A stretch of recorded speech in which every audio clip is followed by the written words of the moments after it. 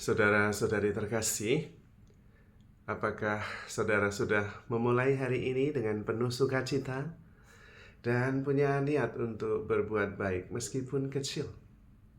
Semoga Tuhan memberkati niat baik saudara. Hari ini saya ingin mengajak kita semua untuk mengenali diri kita sendiri, tetapi lewat orang-orang yang ada di sekitar kita. Kita seringkali bertemu dengan orang yang banyak membuat alasan, kemudian menyalahkan kiri kanan, dan kemudian merasa hidupnya menjadi korban. Dia adalah korban kesalahan dan kejahatan orang-orang di sekitarnya. Tetapi kita juga seringkali bertemu dengan orang yang tenang, yang disiplin dalam menjalani hidupnya, dan kemudian selalu positif. Dia bisa bahkan mengerti bagaimana melihat solusi di setiap persoalan. Biasanya orang-orang seperti ini orang yang melatih diri. Karena memang orang yang disiplin, menjaga pikirannya, menjaga perasaannya, kemudian dia bisa melihat setiap peristiwa lebih jernih. Biasanya orang seperti ini juga tidak banyak menyalahkan orang lain. Dan dia tidak berkompetisi, tidak bersaing dengan yang lain. Karena orang yang seperti ini biasanya dia bersaing dengan dirinya sendiri. Dan sebetulnya itulah artinya belajar terus-menerus. Artinya melihat diri sendiri dan kemudian fokus bagaimana bisa menjadi lebih baik. Mengalami reaksi atau ungkapan yang tidak baik dari sekitarnya, dia tidak bereaksi terhadap hal negatif, tetapi merespon dengan yang positif. Kalau ketemu dengan orang seperti ini, belajar padanya. Karena biasanya dia mengetahui bagaimana seni menata tetap tenang di dalam tekanan. Orang seperti ini pasti biasanya sudah mempunyai pengalaman rohani yang mendalam. Maka kita perlu belajar melihat, mengerti yang ada di sekitar kita, dan kemudian melihat diri sendiri, bercermin. Dan kemudian mengembangkan diri, fokus pada pengembangan diri, terutama pertumbuhan rohani. Ada latihannya, yaitu disiplin, merespon yang negatif, bukan bereaksi, tetapi merespon yang negatif dengan yang positif. Dan kemudian suasana yang terjadi adalah positif. Kemudian melatih diri juga untuk tenang, bahkan dalam tekanan. Tidak menyalahkan siapa-siapa, tetapi kemudian sadar bahwa tekanan yang ada entah dari orang, entah dari kata orang atau tradisi atau apapun juga, saya bisa menerimanya, tetapi kemudian bisa melihat bahwa sebetulnya saya mempunyai sesuatu yang lebih baik daripada apa yang membuat saat ini penuh dengan pressure. Pikirannya jernih. Biasanya orang-orang seperti ini juga tekun untuk hening dan sangat positif. Tetapi kalau ada menemukan orang lain yang berlawanan, selalu negatif, seringkali menyalahkan kiri kanan, kemudian juga merasa menjadi korban, menjelekkan orang lain, biasanya kita lebih baik mengambil jarak. Karena orang-orang seperti ini juga akan menyedot energi positif kita, lalu kita jadi ikut negatif.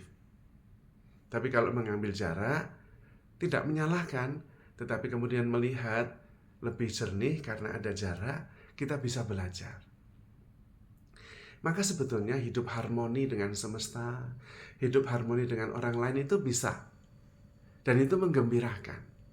Apalagi kalau kemudian bisa melihat bahwa sebetulnya setiap orang, entah itu yang baik maupun tidak baik, itu sangat erat berelasi dengan kita. Bahkan kita bisa merasa bahwa orang lain itu cermin diri kita sendiri. Maka kemudian kita bisa menjadi lebih tenang, tidak harus berkompetisi, tidak harus menjadi iri hati, tidak harus juga menjadi negatif. Tetap bisa positif dan memancarkan ketenangan, kedamaian, sukacita, dan kasih. Dan kemudian bisa membawa justru harapan, membawa solusi, karena selalu menemukan solusi di setiap persoalan. Tetapi orang yang berlawanan, yang sebaliknya, selalu menemukan masalah di setiap solusi.